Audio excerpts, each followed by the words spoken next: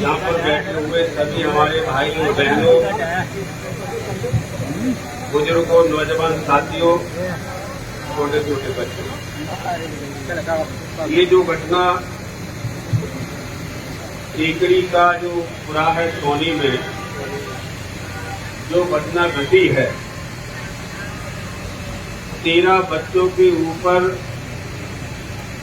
एक गाड़ी वाले ने गाड़ी से रोक दिया। जैसे टक्कर उसमें लगी बच्चों में, तो बच्चे जमीन में से ऊपर की तरफ टक्कर के कारण बच्चे ऊपर आसमान तक पहुंचे और ऊपर से गिरे हैं। उसमें एक बच्चे की मौत भी हो गई। बाकी बच्चे जिंदगी और मौत से जूझ रहे हैं। एक तो बड़ी घटना है और इस घटना के ऊपर जो सुनता है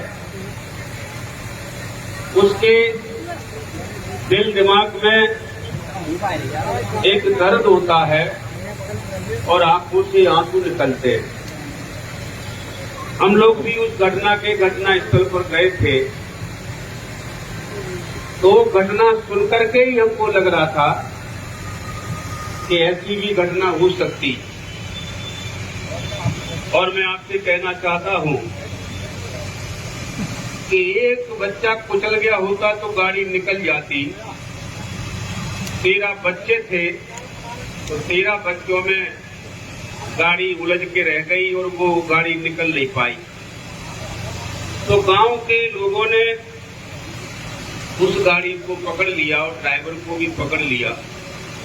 और ड्राइवर को जब पकड़ा तो स्वाभाविक है कि उसमें उसकी छोटी मोटी मार पिटाई तो करते ही है, लेकिन वो 100 नंबर डायल कर रहे थे कि इस ड्राइवर को 100 नंबर की गाड़ी ले जाए और थाने में बंद करा दे। लेकिन 100 नंबर की गाड़ी आने की जगह पर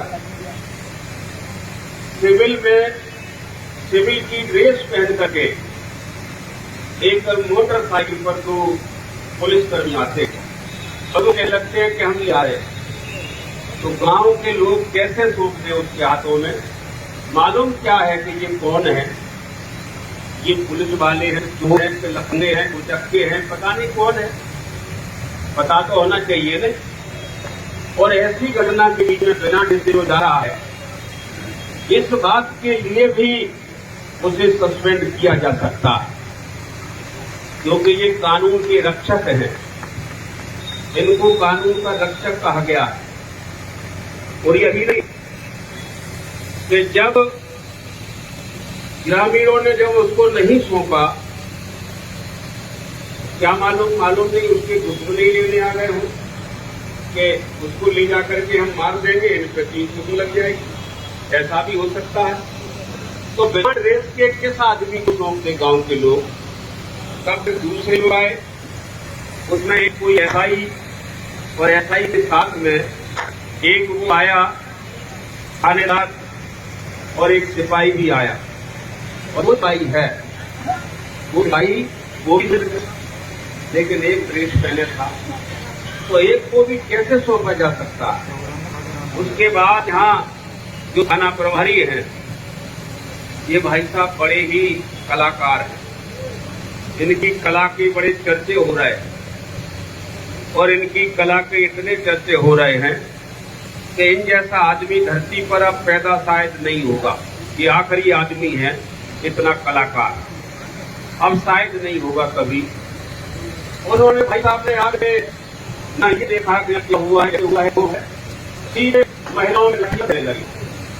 महिलाओं में लाठियां देने लगे, लाठियों से महिलाओं को मारने लगे। तो महिलाओं को जब लाठियों से मारने लगे, महिलाओं को धक्का देने लगे। इन भाई साहब ने महिलाओं में धक्के भी दिए, लात भी मारी, 4 महिलाओं की धूप है।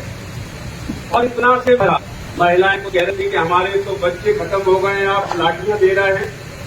तो क्या हुआ मालूम है? तो फिर ये हुआ कि वो जाति की गाली देने लगे। जाति की गाली तो आजकल सरल है, जाति गाली देने लगे। और जाति की गालियां इस प्रकार से देने लगे जैसे कि यहाँ पर इनका ही राज चल रहा हो और कहीं कोई शासन है ही नहीं। और यही नहीं, जातियों की भी गाली दी और फिर उनको खींच खींच करके गांव में पहुंचाया और फिर गांव से निकाल करके फिर गालियां दी। क्या ऐसे आदमी के ऊपर मुकदमा नहीं बनता? क्या ऐसे आदमी के ऊपर मुकदमा बनता है और FIR लॉन्च करके ऐसे आदमी के ऊपर, ऐसे आदमी को जेल में डालकर और ऐसे आदमी पर कोर्ट में ट्रायल करके ऐसे आदमी को सजा होनी चाहिए। इस सजा से बचना नहीं चाहिए।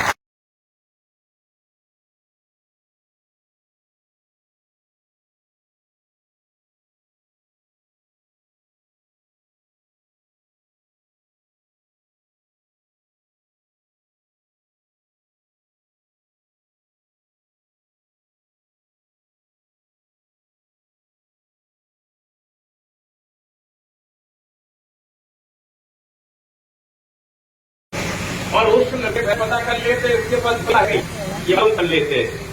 तो उसको बुलाया और क्या कहा कि तू, तेरे ऊपर एक आरोप है। बोले क्या आरोप है? कि तूने क्या किया बता। तो वो कहता मैंने कुछ नहीं किया। एक लड़की बैठा बगल में, बोले ये लड़की कह रही है तूने मेरे साथ छेड़छाड़ी की। और लड़की भी कहने लगी ये लड़की भी रखते हैं, ऐसा नहीं है, ये लड़कियां भी तैयार रखते हैं और लड़कियां नहीं मिलेंगी तो अपने घर की औरतों को फिर बिठा सकते हैं। क्या पता जब ऐसे धंधा खुल गया है, कोई लड़की नहीं मिली और किसी पर छेड़खानी का मुकदमा रजिस्टर कराना है, मान लीजिए नहीं मिली कोई लड़की, तो फिर अपनी का इस्तेमाल, हमारे दोस्त क्या है और कोई है नहीं तो हमें लाठी चलाना पड़ेगी कि नहीं। तो फिर उन्हें अपनी खुद की बहू बेटियों को इसके लिए बैठाना रहेगा। छेड़ा और छेड़ा है तो वो डर गया लड़का। बोले साहब हमने कुछ नहीं किया, हम लड़की को जानते भी नहीं है। कि नहीं जानता कैसे नहीं है, तू सजेगा जेल में। मालूम है लड़की क्या कह रही है, तूने मुझे छेड़ा है, तू जेल में सड़ जाएगा। और जेल में सड़ने के डर से थाने में बैठ करके थानेदार कहे कि तू जेल में सड़ जाएगा, तो आदमी घबराएगा कि नहीं घबराएगा? तो वो घबरा गया। तो घबराते ही देख थानेदार ने कहा 50,000 रुपए। कहता 50,000 मेरे पास नहीं है। तो उससे 35,000 रुपए ले लिए। क्या 35,000 तू बचाए? 35,000 ले ले। अब वो थोड़ा सा जीवट आदमी है, नहीं तो 35,000 देने के बाद कोई कहता है किसी से?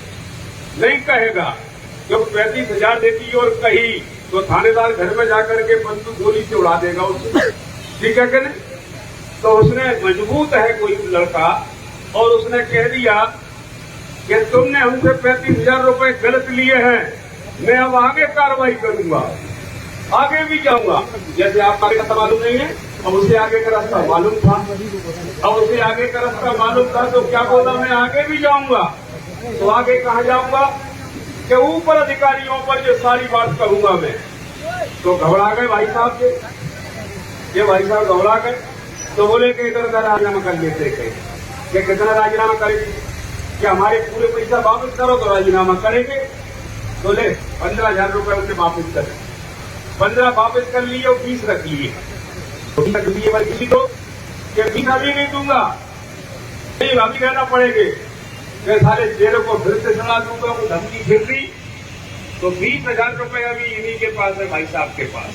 तो मैं कह रहा हूँ कि उससे मैंने कहा है 20,000 रुपए अब मत मांगना, इसे ब्याज लगा करके तेरे घर में देने न जाए तो मेरा नाम पूछ करेंगे।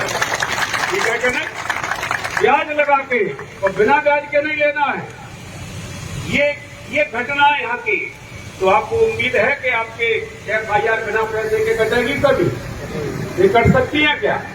बिना पैसे के FIR नहीं कट सकती। यही नहीं, एक और है, सोधा में घटना हुई, मारकर बच्चे को पेड़ पर लटका दिया, आज तक कोई कार्रवाई नहीं।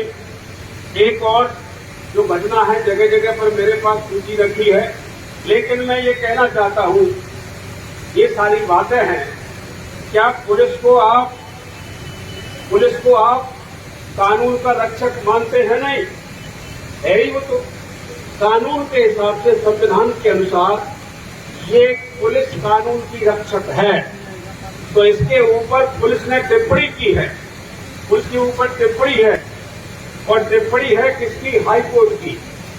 हाई कोर्ट की टिप्पणी बता रहा हूं, क्या कहा है मैं सिर्फ हेडिंग पढ़ के बताऊंगा। भिंड पुलिस की कार्यप्रणाली पर हाई कोर्ट नाराज। भिंड पुलिस की कार्यप्रणाली पर हाई कोर्ट नाराज। हाई कोर्ट ने कहा पुलिस गुंडों का संगठित गिरोह है।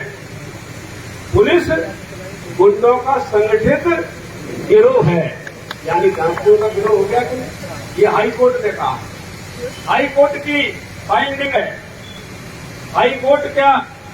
हाई कोर्ट ही तो निर्णय करेगा। हाई कोर्ट की ये फाइंडिंग है, यह पुलिस संगठित गिरोह है, पुलिस संगठित गुंडों का संगठित गिरोह है। हाई कोर्ट ने कहा कि पुलिस गुंडों का संगठित गिरोह है। ये तो बड़ी टिप्पणी है। इस टिप्पणी के ऊपर तो भिंड की पुलिस को चुल्लू भर पानी में डूब के मर जाना चाहिए। जिंदा रहने का इनको कोई अधिकार नहीं है, मुंह दिखाने का इनको कोई अधिकार नहीं है। इनको चुल्लू पानी में नहीं डूब पाएंगे। चुल्लू भर पानी में तो आदमी डूब नहीं सकता है कि नाक पर नाके होकर मर जाए, ठीक है ना? नाके ही बंद कर ले और डूब दे और मर जाए तो अभी इसका सम्मान मिला।